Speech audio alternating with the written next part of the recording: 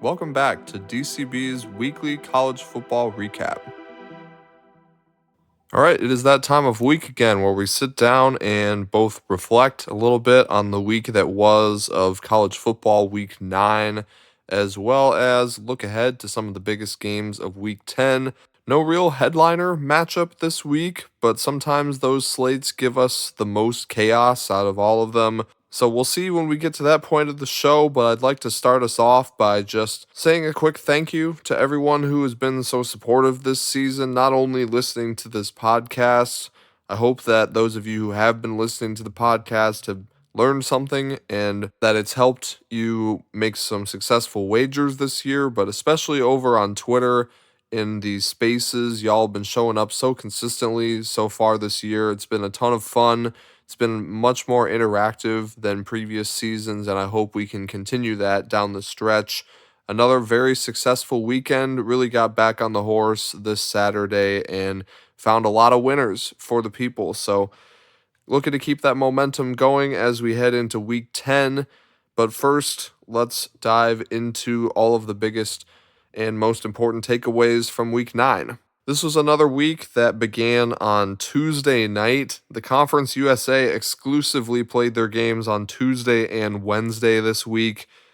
And to their credit, there was actually some better football in these matchups. There's no real good teams in this league, but since they're all bad, you usually get relatively competitive games. And we had 2 overtime games, one each on Tuesday and Wednesday.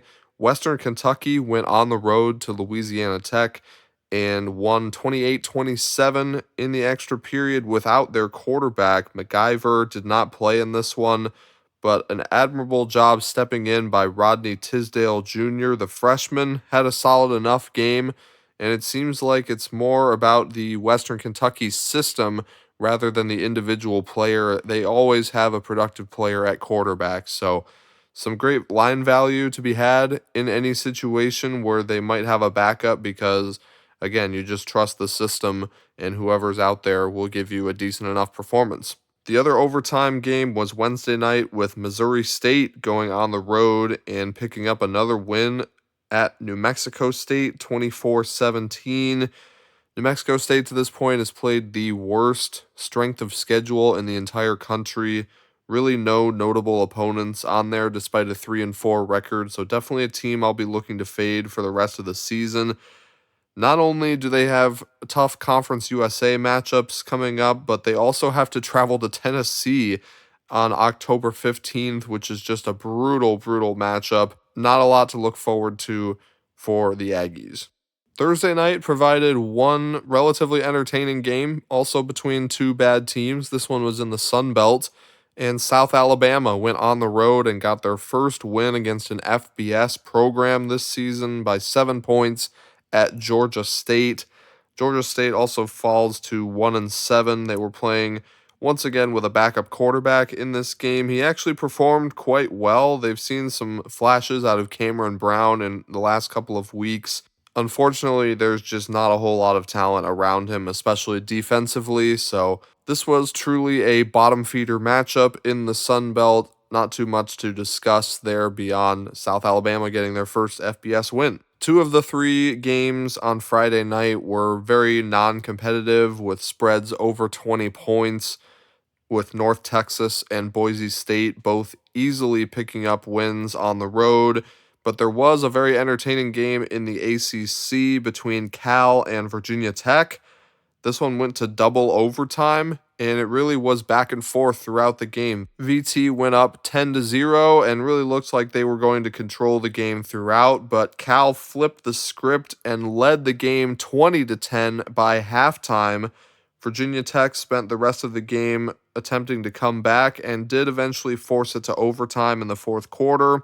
The Hokies dominated this game statistically, but as we see oftentimes with many teams in college football, it's often a key turnover or some penalties that hold the team back, and that was the case in this one. Has not been a disciplined team throughout the year, and that's why they're sitting at 3-5. But the fact that they were nearly a touchdown favorite here against a 5-2 team shows you that the books know there is more talent on this Virginia Tech team than their record indicates. will be very interesting to see if they can compete with Louisville this upcoming week as a 10.5 point home underdog. Moving over to the main show on Saturday, there was really a banger of a noon slate this week. Nearly every game was one that you had to be glued to your TV to if you really are a college football fan. I had the YouTube TV multi-view going, and it still was not enough to cover all of the close games early on. The biggest one was a top 15 matchup in the SEC with Ole Miss going on the road and upsetting Oklahoma as a 4.5 point dog. 34-26 the final in this one. It seems to me that Trinidad Chambliss is not getting the Heisman hype that he deserves at the moment. He just continues to lead a very high-powered offense for Ole Miss. They stuck with the running game very consistently in this game and ran a total of 85 plays, but really didn't find a ton of success on the ground against a very good defensive front that OU has. But when it came down to it, Chambliss made all of the key plays that he needed to, both through the air and scrambling around. Oklahoma continues to really struggle moving the ball on the ground. They did rip off one big explosive touchdown run by Xavier Robinson, who maybe will be their feature back moving forward. They've really rotated through a number of guys unsuccessfully. But John Mateer also still doesn't look 100% healthy. Never like to speculate too much on those types of things, but obviously he missed the week, and ever since then just hasn't been as accurate of a passer. He's also made some more questionable decisions in recent weeks, so very murky future for the rest of the season for Oklahoma. They have an extremely difficult schedule. Their final 4 games beginning with back-to-back road trips to Tennessee and Alabama. One of the group of 5 games of the year so far was also in the noon window, and that was between South Florida and Memphis. Memphis outscores the Bulls 17-0 in the fourth quarter in a big comeback win at home here. 34-31 was the final score. Memphis really struggled to stop the run in this game as USF put up 295 on the ground at 7.8 yards per carry, but ultimately got a little bit too cute with the play calling in the fourth quarter. Memphis did make some very key plays defensively as well, and then really did everything perfectly on offense. They converted several fourth downs to keep their drives moving, and even got the 2-point conversion on the last drive to push it to a 3-point margin. Brendan Lewis, not always the most efficient as a passer, as we often saw with his time at Nevada, but he's been dynamic enough with his legs, and he's got good playmakers around him. So Memphis gets themselves right back in the mix for the AAC title and a potential playoff spot after a major upset loss last week at UAB. USF has 2 losses now, but this is their first in conference, so they're still very much in the race. The top 5 or 6 teams in the American really could go up against the bottom of any Power 4 league and compete. I truly believe that. Some really good teams in the top of this conference. A couple of very close games in the ACC and some absolutely terrible football being played in both of them. Wake Forest with an outright win at the buzzer against SMU, a 50-yard walk-off field goal that just made it over the crossbar by a matter of inches, and Wake Forest wins at home against what was a playoff team a year ago in SMU. This team has really struggled throughout this season, though, failed to cover any of their first 5 spreads this season. They've struggled on the road. Kevin Jennings really has not looked the same at quarterback ever since going to Penn State last year in the playoff and throwing a million interceptions. They were unable to run the ball in this game. I will say their defense looked pretty good, but Wake Forest continues to juggle their 2 quarterbacks back and forth, Robbie Ashford and Deshaun Purdy. Purdy played incredibly well 2 weeks ago against Oregon State. They had a bye the week before. He got a little banged up in this one early, so Ashford came back in, was pretty much unsuccessful, but Purdy also threw 2 interceptions. So that's a major question mark going forward for this team, but the defense seems legit. Jake Dickert is a defense first coach, and they're now 5-2. So not saying they're going to compete for the ACC title, but we have already cashed their over on their season win total, and they may be a thorn in the side for some other teams moving forward, especially with that defense. The other ACC game at noon was Virginia. Another lucky victory on the road here at North Carolina, 17-16 in overtime. That's 3 of their last 4 games that have gone to overtime.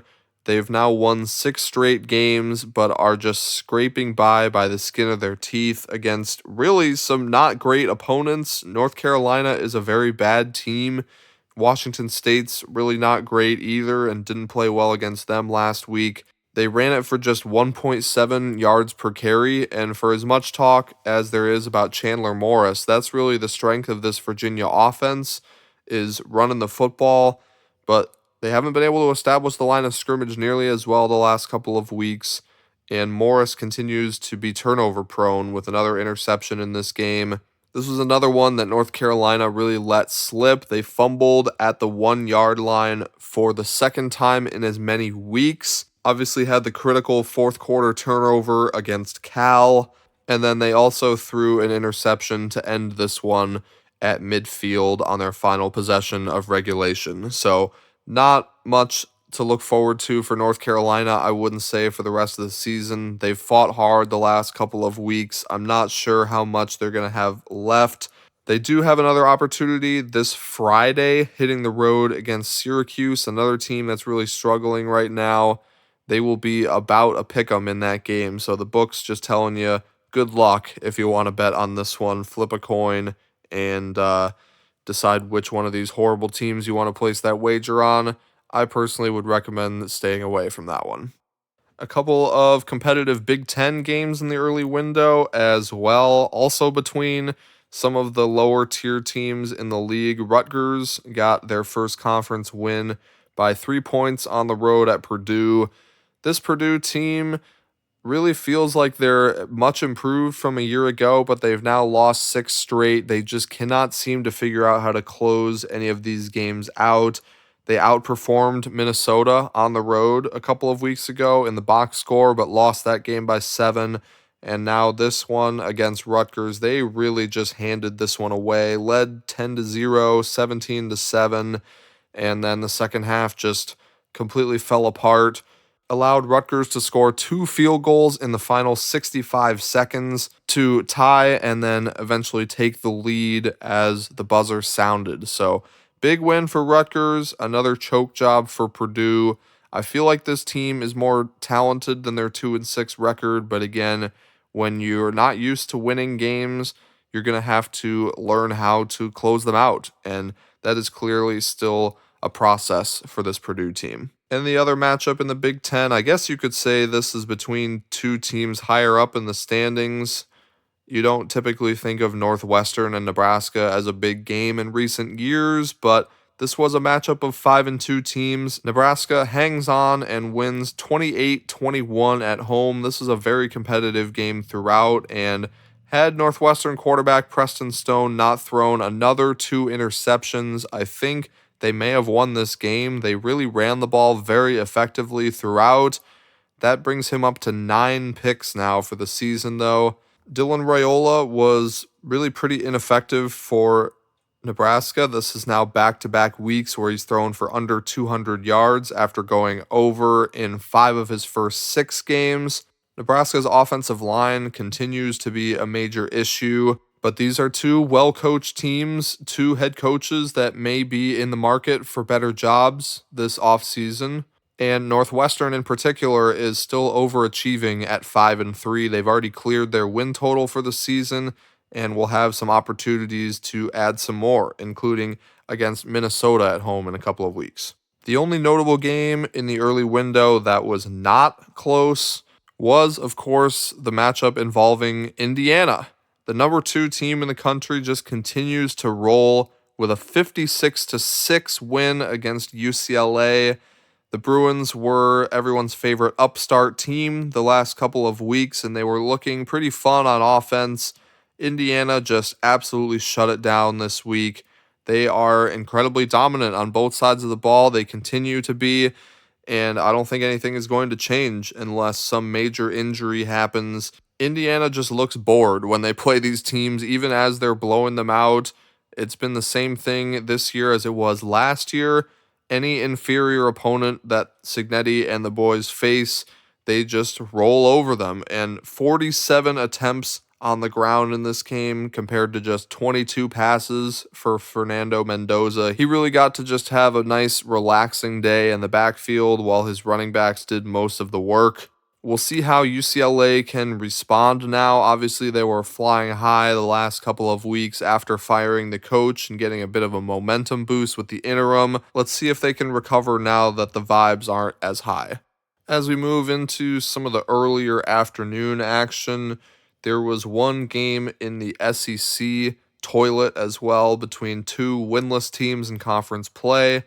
Auburn goes on the road and beats Arkansas 33-24. I gotta say, it didn't really feel like Auburn did a whole lot to really go out and grab this one. Arkansas more so just handed it to them. This truly looked like exactly what it was. Two teams that struggle to figure out how to win games. Both teams have played a lot of close matchups against good teams in recent years and just seemingly always figure out a way to give it away.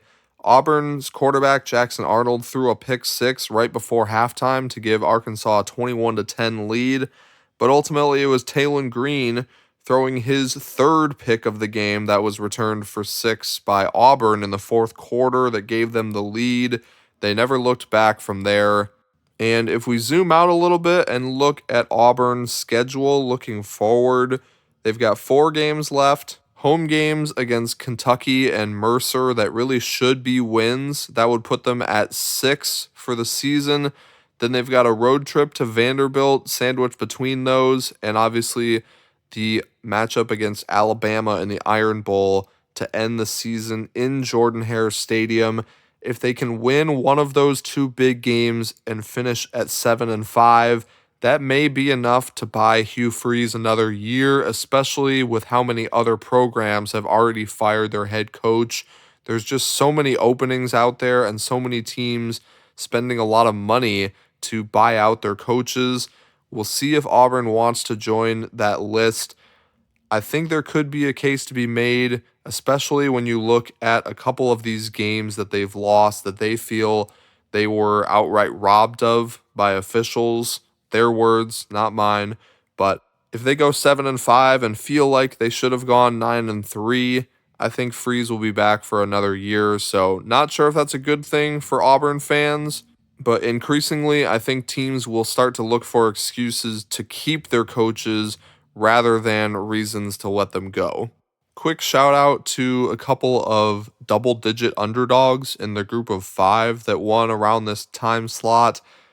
Rice and Akron both winning as 10-point dogs against UConn and Buffalo, respectively. Rice is an interesting team in the American. Again, I keep talking up this American Conference. It's a deep league, and there's a lot of talented teams. Rice is trying to run a triple option kind of out of the shotgun, and they've had some bumps in the road this year, but I think that offense could develop into something really fun, probably next year more so than this year, but this is a big upset win. Their second outright win as a 10-plus point underdog this season. And then unfortunately, Buffalo, I think this is the final stake in the coffin for our future bet in the preseason for them to win the MAC. There were a couple of teams that I targeted who had good defenses, but also added transfer quarterbacks that I thought would be improvements. Unfortunately, Buffalo's has just not worked out for them, and as a result, their offense is really difficult to watch. They are on permanent fade watch the rest of this season. I've actually been fading them personally the last couple of weeks because of how much they struggle to score. Didn't think they would lose outright to Akron, but again, this team unfortunately just doesn't have the pieces offensively even to compete in this league.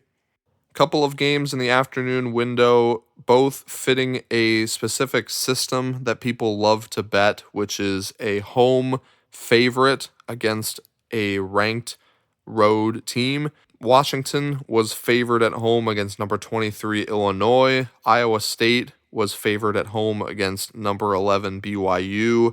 Washington did pull off the upset. I would say not really that much of an upset. Illinois has been on fraud alert really since the middle of last season. I don't think that's the end of the losses for the Illini this year. Really hard to grade any of the teams in the mid tier of the Big Ten right now. Beyond the top 3 or 4 teams, I'm not really sure that anyone in this conference is actually good at football. But credit to BYU for avoiding the system and beating Iowa State as an underdog, even as the number 11 team on the road there. They move to 8-0 and continue their magical season just like last year. You got to give a lot of credit to Kalane Sitake. I would never hear his name mentioned as one of the top head coaches in this sport, but this is back-to-back seasons where he just continues to defy all of the odds. Even Iowa State's coach, Matt Campbell, gets more of the headlines, and I don't want to bash him too much. I still think he's a fantastic head coach. Iowa State's dealing with a ton of injuries on both sides of the ball, especially in their secondary, and BYU was fully able to take advantage of it. Once again, it is a little bit frustrating if you're betting against this team right now, BYU that is, because they just continue to win the turnover battle week after week. 4-0 this time. They win the turnover battle in Ames, Iowa. Another huge win for them, and there is a path to them going undefeated. Their biggest game will be in 2 weeks at Texas Tech, but they get a bye week to prepare for that one. That will arguably be Big 12 game of the year, so strap in for that one. Alabama just continues to find ways to win, picking up another close win on the road at South Carolina. This was a very tricky spot for them, having played 4 emotional games in a row, back to back to back to back. Getting up to play on the road against one of the worst teams in the league. And South Carolina did put up a good fight. They led 15-14 in the second half. Their defensive line was disruptive throughout the game. And yet, under Kalen DeBoer, this is just what Alabama does and what he has done throughout his career. He's not one of these coaches that feels like he needs to run up the score on everyone or run a million plays. There might be a lot of one-possession games, but as long as they're winning, that really is all that matters at the end of the day. To me, this is the clear-cut best team in the country. Even if they do pick up another loss, that will just be probably from the overall toll of playing an SEC schedule, but I honestly don't see it. They've got 3 straight home games with LSU, Oklahoma, and then the non-conference joke of second to last game of the season that the SEC often likes to do with Eastern Illinois in there. Then they do travel to Auburn with their final game, but I struggle to see a loss in any of those. I think the last one could be the trickiest, but I think we see an 11-1 Alabama team headed into the playoffs, very strong on both sides of the ball, with a likely Heisman winner at quarterback with Ty Simpson. Staying in the SEC, the game day game, Vandy, Mizzou, the other top 15 matchup in this league this past weekend. Vandy somehow scratches and claws their way to a win in this one. Mizzou quarterback Bo Pribula did get banged up in the first half. His backup, Matt Zollers, came in, the freshman from Pennsylvania. He actually played relatively well. He threw a touchdown pass. Wasn't the most efficient, but he was moving around well in the pocket. This really felt like Mizzou's game to lose. They held the ball for 36 minutes, where Vandy only had it for 24 minutes of time of possession. They outgained them by over 100 yards. They crossed the 50 7 times and came away with just 10 points, just 1 for 3 in the red zone.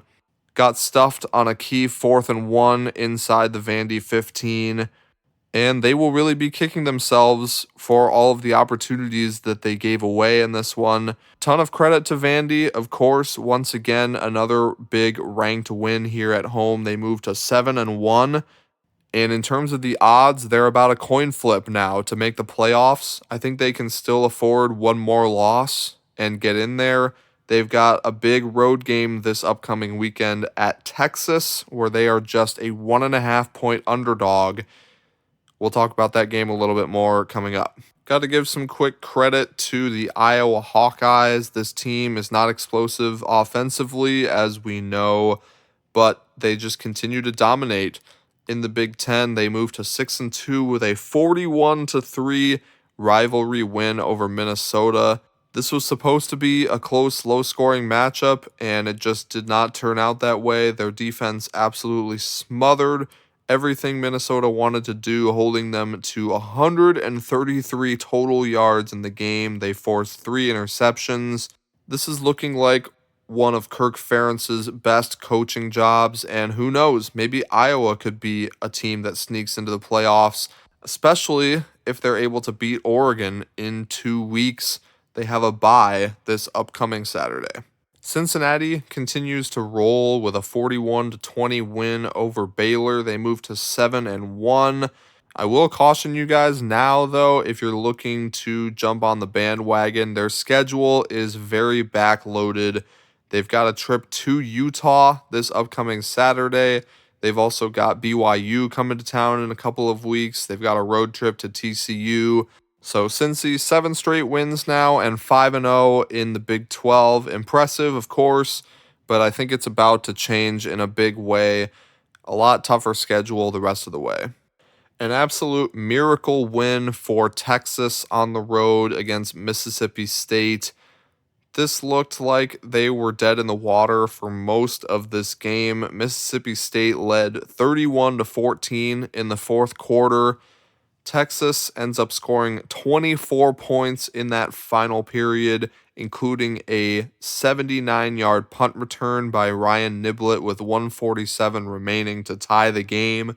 Texas's defense really clamped down in the second half, and Mississippi State's play calling looked extremely timid. They're just another one of these teams that is still learning how to close out a win. They've had a number of opportunities in the SEC. They also lost to Tennessee in overtime in a very similar fashion. Could have beaten Florida on the road a week ago. They dropped to 0-4 in the SEC after going 0-8 a year ago. They'll have another great opportunity on the road at Arkansas this upcoming week, but then 3 straight ranked opponents to close out their season. Miami and Oregon, 2 top 10 teams that got back on track this week, one in much more dominant fashion than the other. Miami did take a little while to wake up. They didn't score in this game until about a minute left in halftime when they tied the game at 7, but then 35 unanswered in the second half to win 42-7 against Stanford. This is still a dominant team, especially along both lines of scrimmage, but they're going to need better play from their quarterback, Carson Beck. He did not turn the ball over in this one, but has had those struggles against better teams. They can lean on their run game when they need to, though. That offensive line just moves teams. Oregon only scored 21 points in a 14-point win against Wisconsin. They're fortunate that the Badgers are completely lifeless offensively. Wisconsin has now scored 41 points in 6 games against Power 4 competition, which is less than 7 points per game. Dante Moore, the Oregon quarterback, only threw for 86 yards in this game. His receiving core continues to be the biggest concern for this team moving forward, but Oregon did reestablish themselves, I think, as a contender. They're not going anywhere. They're likely not going to Indianapolis unless Ohio State or Indiana trips up, but I would still expect them in the playoff if they can finish the season out 11-1. Not necessarily a guarantee, though. Road games at Iowa and Washington, as well as a home matchup against USC the second to last week of the season. The night slate on Saturday really was very limited, but there was a couple of notable results. The biggest one being in the SEC, where Brian Kelly has coached his final game at LSU, more than likely. The news out of there has been a little wishy-washy. There's a lot of toxicity going on between the coaching staff and the athletic director, and the fact that Brian Kelly has a massive buyout that they're trying to negotiate still, but One fact is clear, and that is that they are trying to move on from their head coach. LSU really got dominated in this one from start to finish by Texas A&M, 49-25 in Death Valley. The defense has been great all season, but it seems like they stopped playing for their coaches in this one. There's a ton of talent on that side of the ball, and there's no reason they should ever give up 49 points, especially at home. But something has broken with this team, and I'm not sure when the slide is going to stop. We will see, though. Teams often respond very well the week after noise with their coach starts to circulate.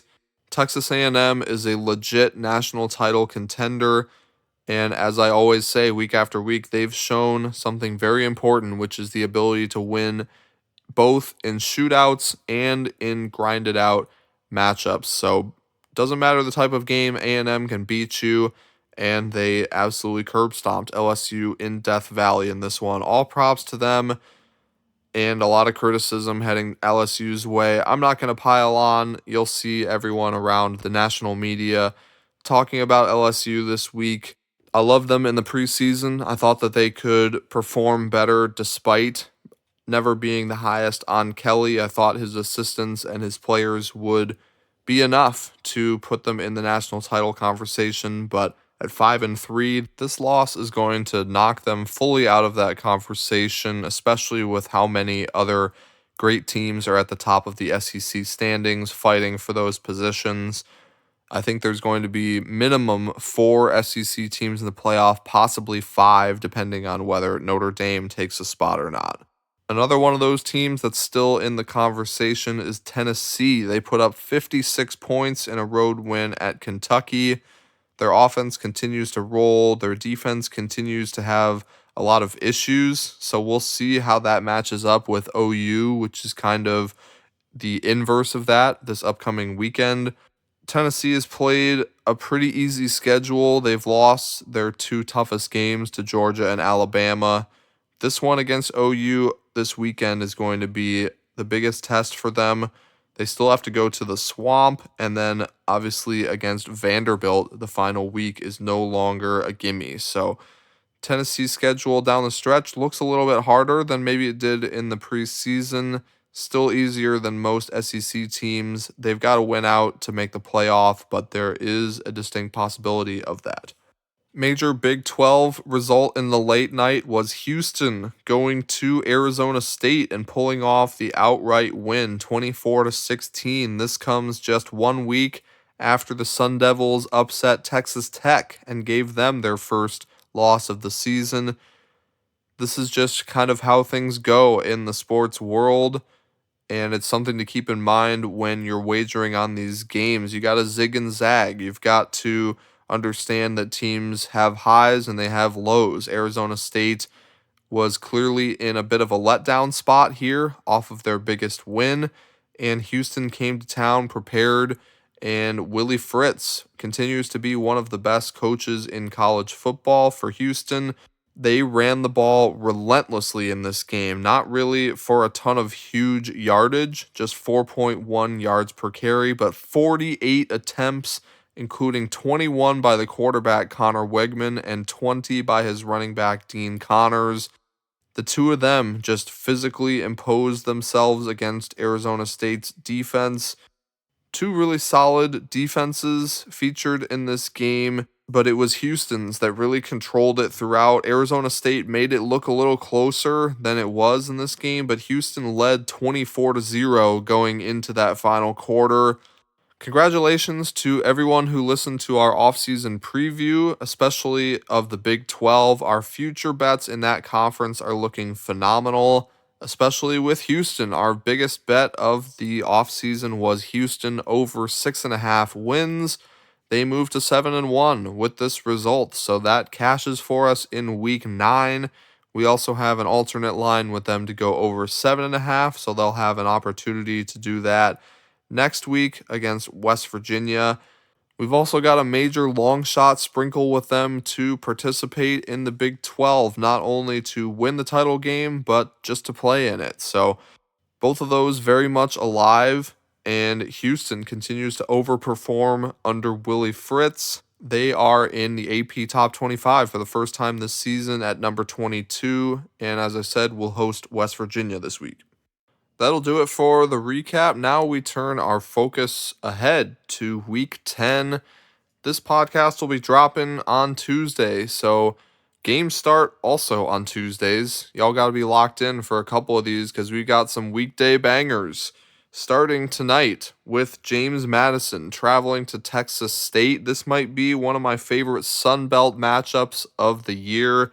James Madison was not a team I was particularly high on coming into the year, but I got to give them a lot of credit. Their defense has been damn near elite so far this season. They are about a 6.5 point favorite on the road here. They opened as an 8.5 point favorite, so that line has come down a little bit. Texas State coming in off of a bye. Both of these teams technically are, though, and it's a Tuesday game, so you really only get like 8 to 9 days off. It's not really even a true bye week. Texas State is off back to back to back big blown leads. They lost to Arkansas State by 1 point, and then back to back games in overtime against Troy and Marshall. This is still an extremely dangerous, explosive offense, and I think the Bobcats might just pull one off here on a Tuesday night when nobody's really paying attention, except for people like us, and that's why you tune into the podcast. Best of luck if you tail that wager tonight. There's also a nice American Conference matchup on Thursday night between Tulane and UTSA. If you just go strictly by the numbers, I think Tulane is a little overrated. They're 6-1 so far this season, and their only loss was on the road at Ole Miss, so no shame in that. They've got a couple of wins over Northwestern and Duke that both look relatively decent in the non-conference, especially for a school like Tulane. However, as far as pure talent goes, UTSA will be the better roster on the field in this game. Not by much, but overall, UTSA has the highest percentage of 4 and 5-star recruits of any G5 program. They are just 3-4 this year. They've suffered some difficult losses. Their coach is definitely on the hot seat, but this would be a big one to get. I feel like they play a lot better at home, and they'll have a great opportunity to upset what I think is a bit of an overvalued Tulane team. So give me the Roadrunners +4 and outright in that game as well. Friday night, just like last week, we've got two games with massive spreads that we don't need to discuss probably too much, although maybe Rice could give Memphis a game. We talked about their offense earlier. The one game that does have a tight spread is in the ACC between North Carolina and Syracuse. UNC has been so close the last couple of weeks, fumbled in the red zone in key moments against both Cal and Virginia. It's a bad team, no doubt, but quietly, Syracuse has been on a major downturn as well ever since that big win at Clemson. They've lost 4 straight and haven't scored more than 18 in any of those games.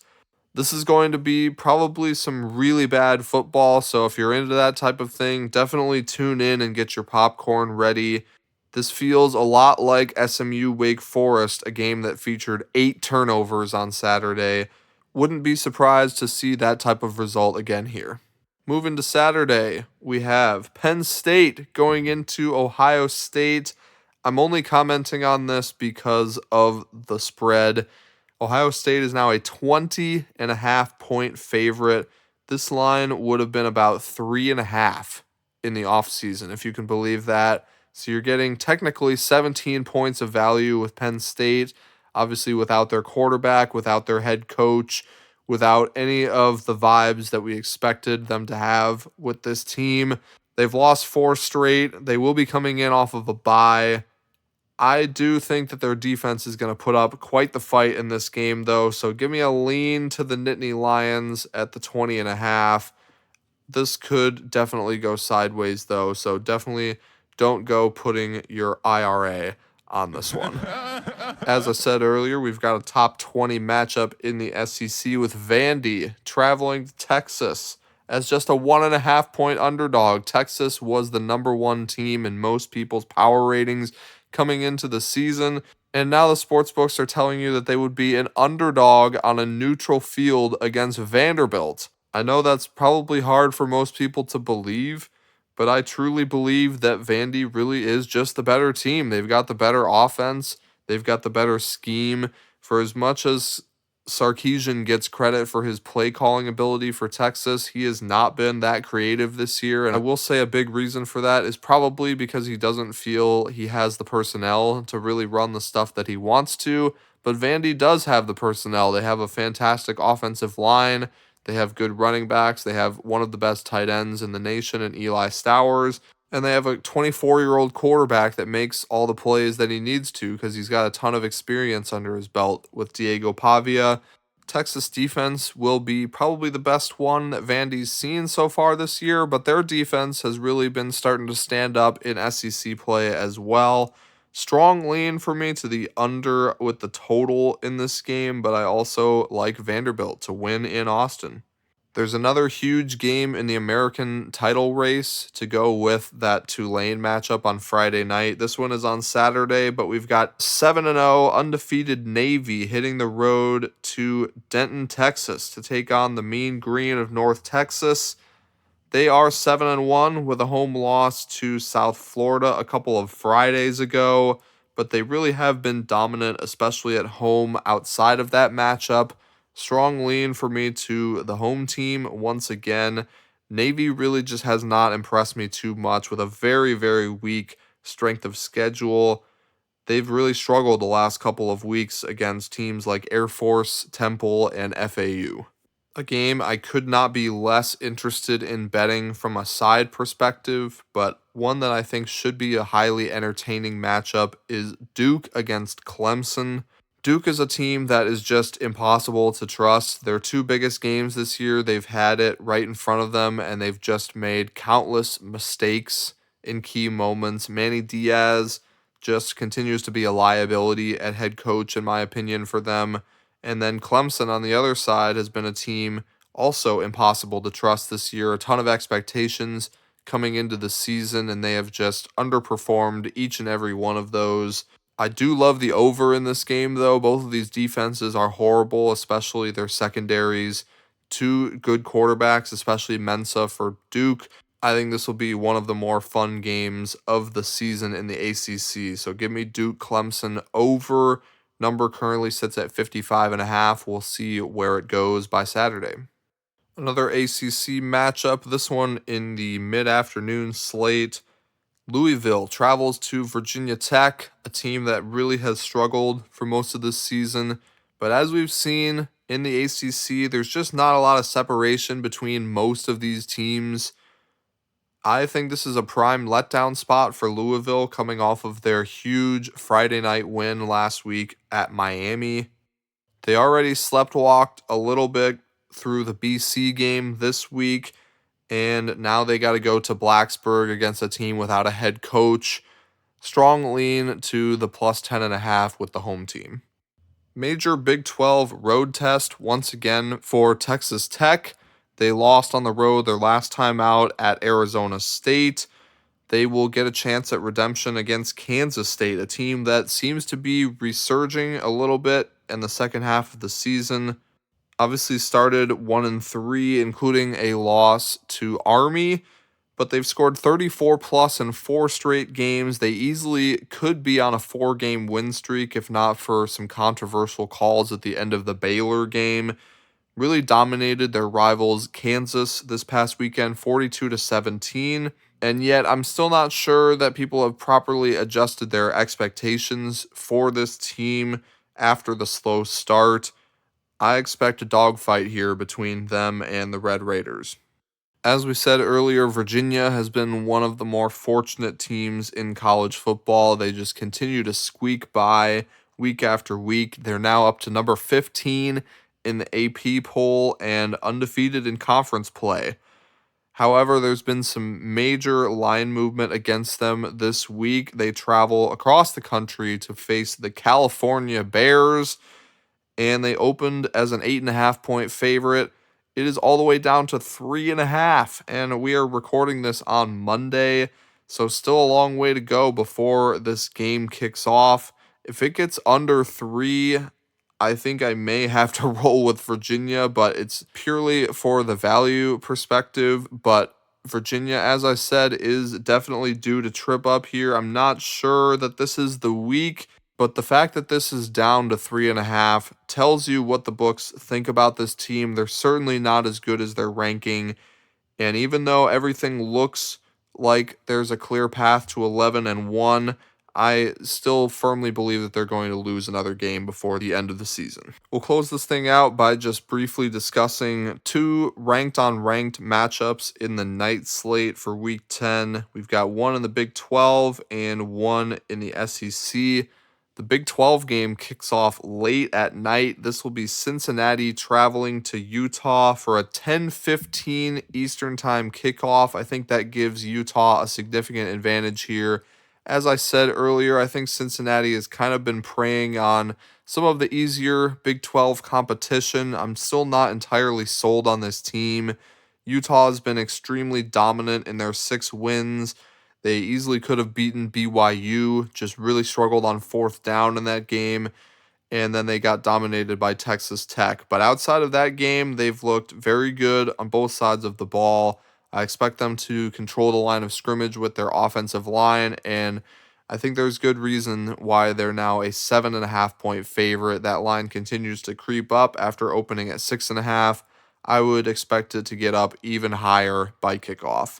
In the SEC game, the line is actually shrinking in this one, with Tennessee moving down from a 4.5 point favorite to now just 3.5, with the juice slanted towards Oklahoma as well. Big defensive advantage for the Sooners in this one, and really a desperation spot after losing 2 of their last 3 games. This will be the toughest environment that they've had to play in so far this season, but I think it could be a nice little get right spot for John Mateer. It's possible that they've found their new running back as well with Xavier Robinson. Maybe he'll get some more carries in this game and they'll find some balance in the run game. That's what they've been desperately looking for all season. I'm leaning towards OU winning this game on the road, but we will see how things develop as the week goes on. I would love a definitive positive update about John Mateer's hand. We really haven't heard much. He's just been inserted back into the lineup, and we're there to assume that it's all good. I would like to hear somebody say it officially. That will do it for the quick look ahead for week 10 of college football. For a more thorough breakdown of the full Saturday slate, be sure to join us on Twitter live at 10 a.m. Eastern Time. My handle is at DailyCFBCBB, so be sure to follow me over there. That's where I post all of my official picks, not just for college football, but every sport. We've been crushing it with NFL. We had a nice start to the NBA season. We've got the World Series on right now. So lots of exciting things going on. Make sure you don't miss out on any of that by following me over there on Twitter, and of course participating in our spaces at 10 a.m. Eastern Time on Saturdays. Hopefully I will see you all in there, but until then, have a great rest of your day.